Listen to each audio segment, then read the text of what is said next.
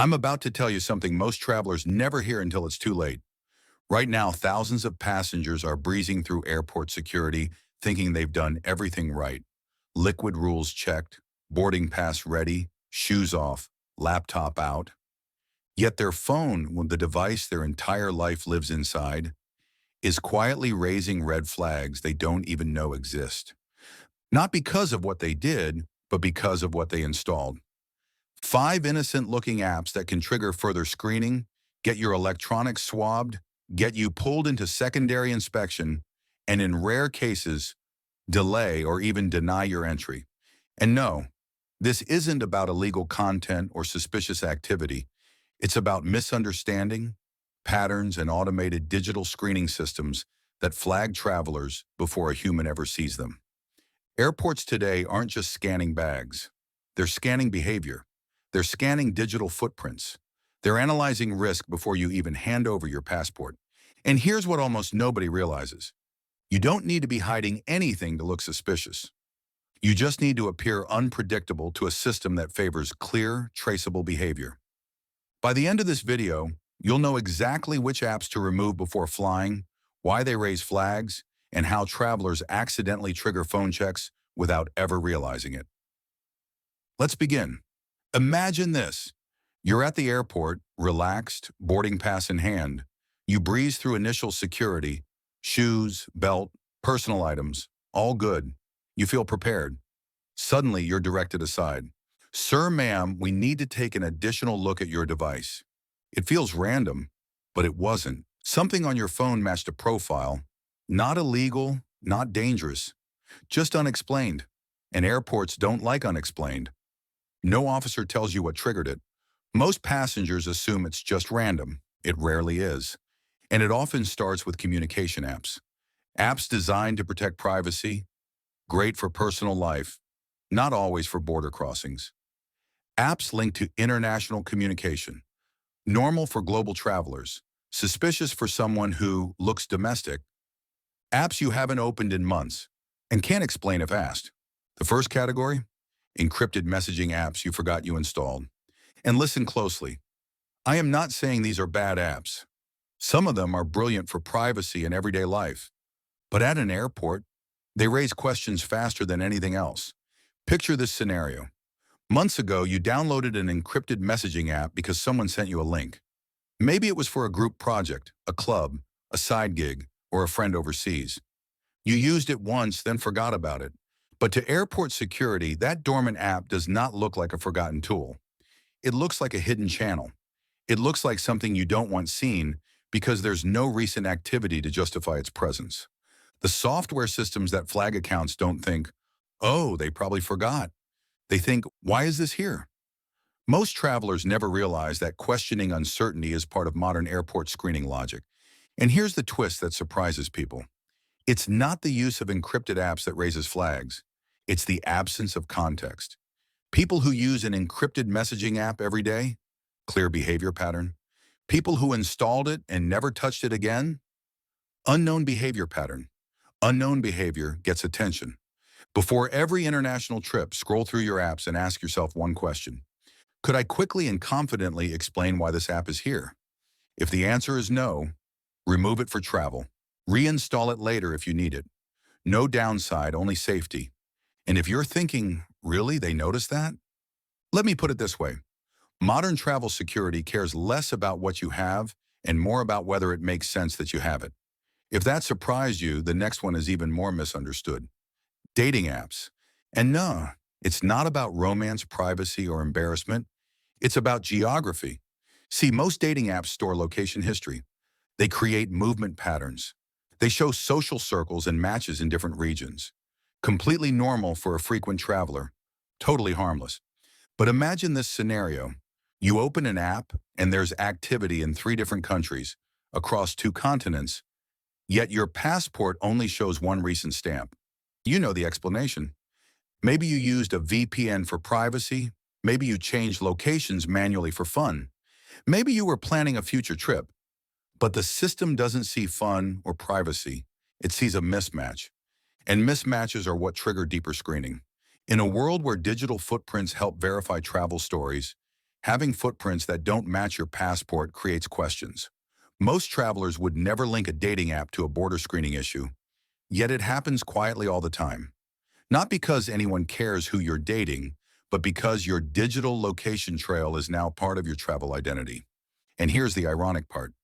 Travelers often delete photos, notes, and browsing history before flying, but forget the one app that shows the most location data. If you haven't touched a dating app in months, or if you only use it casually, remove it before traveling. Reinstall when you land. You'll travel lighter, digitally and emotionally. But the next category, this one surprises almost everyone. Financial apps. No, not your bank app.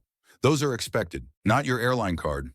Also expected, I'm talking about asset apps, crypto wallets, trading platforms, alternative finance apps. Again, not illegal, not suspicious by themselves, totally normal for millions of people. But here's why they raise attention. Crypto and alternative assets are border agnostic. They don't show a place, a geography, a country tie. To automated screening software, they create economic ambiguity. Airports don't like ambiguity, and if you're traveling internationally with no clear reason for an investment app, and you're not an obvious business traveler, it doesn't look dangerous. It just looks unexplained. And unexplained triggers verify. Suddenly, your phone gets examined. Not because you did something wrong, but because a system said, this traveler is harder to categorize than average. The world today rewards digital privacy and financial independence. Airports reward clarity and predictable behavior. Those two ideas don't always play nicely. If you actively trade or you're traveling for business, keep the apps. If you downloaded them to try later and haven't touched them, remove them before flying. Not forever, just to clear noise. But now we're going deeper, because the next type of app doesn't just raise flags, it can look like a security countermeasure. VPN apps. Lots of everyday people use VPNs to stream, protect privacy on public Wi-Fi, avoid data tracking. Smart move in daily life. But here's what most travelers don't realize. When airport systems scan phones, they're not judging the app. They're asking one simple question. Does the behavior match the travel purpose? A VPN app that you actively use every day? Consistent. A VPN app you installed months ago and forgot about? Unknown. And here's the nuance. Having a VPN isn't suspicious. Being unable to explain why you have a VPN is what triggers uncertainty. If you run a business, do cybersecurity, travel often, or protect privacy intentionally, perfect, logical. But if it's sitting there unused, unopened, or clearly installed once and abandoned, clean it up. Airports do not punish privacy, they punish confusion. And this pattern, explanation versus confusion, leads into the next app type that's quietly creating the most airport trouble right now. Because it's not about messages, not about finance, not even about privacy. It's about belonging, community apps, private groups, insider platforms, closed circle communities. You know the type. Niche forums, exclusive groups, private access platforms related to hobbies, group projects, events, niche interests. Again, nothing wrong here. But here's the psychological trigger. Airports are trained to look for context. Enclosed communities without obvious context, especially if they look foreign, niche, or specialized, raise one question. What is the purpose of this connection? Most travelers can explain Facebook, Instagram, YouTube. But if someone scrolls your phone and sees an obscure regional community platform you haven't opened in 8 months, now you're answering questions you weren't expecting. And yes, most officers will never ask. Most travelers will never face this, but the people who do, they almost always share one thing in common. They kept apps that meant something once, but not anymore. Digital ghosts. Traveling with ghost footprints confuses automated screening systems. It creates space for doubt. And modern airport screening philosophy is simple. When in doubt, verify. The best thing you can do before travel? Remove anything you don't use and can't easily explain. Not to hide, to clarify. The safest digital traveler is not the one with nothing to hide. It's the one whose digital life makes sense. And before we keep going, a quick pause. If you love learning how to navigate travel systems with clarity, confidence, and insider awareness, so you always feel prepared instead of reactive, make sure you subscribe to BoardiFly. This channel exists for travelers who don't want to just pass security. They want to understand it.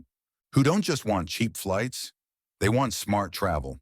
And who value knowledge over luck. All right, let's continue.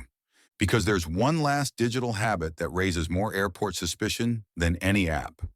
And most travelers do it accidentally. Last-minute deletion. This one matters more than all the apps combined. Travelers today are smart. They clear photos, browsing history, old notes, random files. They think it makes travel cleaner. But here's what airport systems detect. And almost no one knows this is a thing. Sudden changes in data behavior before arrival. It doesn't matter what you delete. It matters when and how quickly you delete. Large batches removed before boarding? Suspicious? Rapid uninstall history? Suspicious. Why? Because patterns matter more than content. A clean phone raised zero suspicion yesterday. A suddenly clean phone raises questions today. The modern travel security mindset is not, do they have something to hide? It's, would it be unusual if they had nothing to show? Think about that.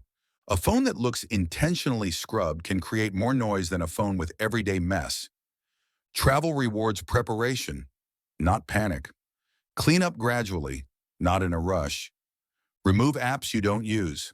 Make your phone make sense. Because airports don't judge you for privacy, they judge you for inconsistency. And that brings us to the truth behind all of this. Airport systems are not deciding guilt. They're deciding clarity. Travelers get flagged not because they did something wrong, but because something on their device breaks the story. Your boarding pass, passport stamps, and device behavior should tell one consistent narrative. I am who I say I am, and my digital life reflects that. The moment it doesn't, the system looks closer, not to punish, to understand. The safest traveler is not the one who hides the least. It's the one who looks the most traceable, predictable, understandable. So before your next international trip, look through your phone, not with paranoia, with awareness. Ask yourself, if someone asked me why this is on my phone, could I answer confidently in 5 seconds? If yes, keep it. If no, archive it, remove it, simplify. Travel is smoother when your digital life travels well with you. So I'm curious, which app are you deleting first?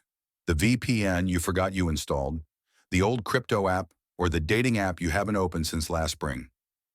Comment below and share one app you think most people forget they have.